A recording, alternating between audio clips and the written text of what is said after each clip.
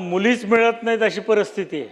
50-100 अशी मुलं आहेत की त्यांचं वय वर्ष 25-30 उलटून गेलेलं आहे. बोगस मुली आणतात, लग्न करतात, एकाच मुलीचे 4-4 लग्न. ही महिला दिनानिमित्त या लक्षवेधीवर अतिशय चांगली चर्चा होते. महिला भगिनी मांडतायत हुंडाबळी वगैरे. परंतु मंत्री महोदय, ग्रामीण भागातला मी आमदार आहे.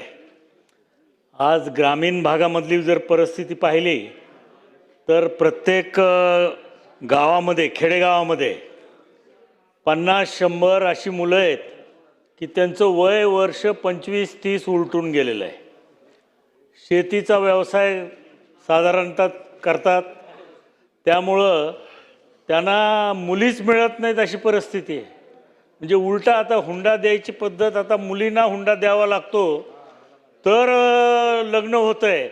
आणि फसवणुकीचे प्रकार फार व्हायला लागलेत. बोगस मुली आणतात, लग्न करतात, एकाच मुलीचे 4-4 लग्न.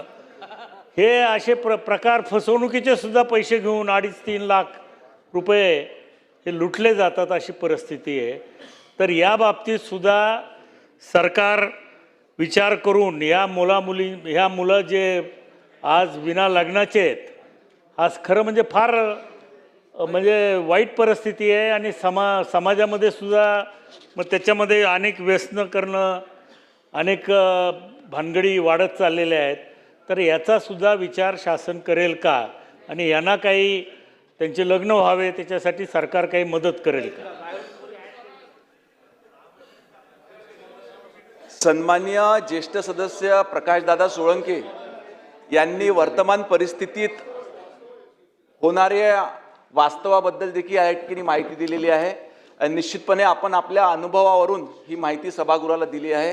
ह्या दिलेल्या माहितीची नोंद घेऊन याच्यावर काय काय चांगली कार्यवाही आणि आपल्याकडून सूचना घेऊन याच्यावर देखील काही योजना तयार करण्यात.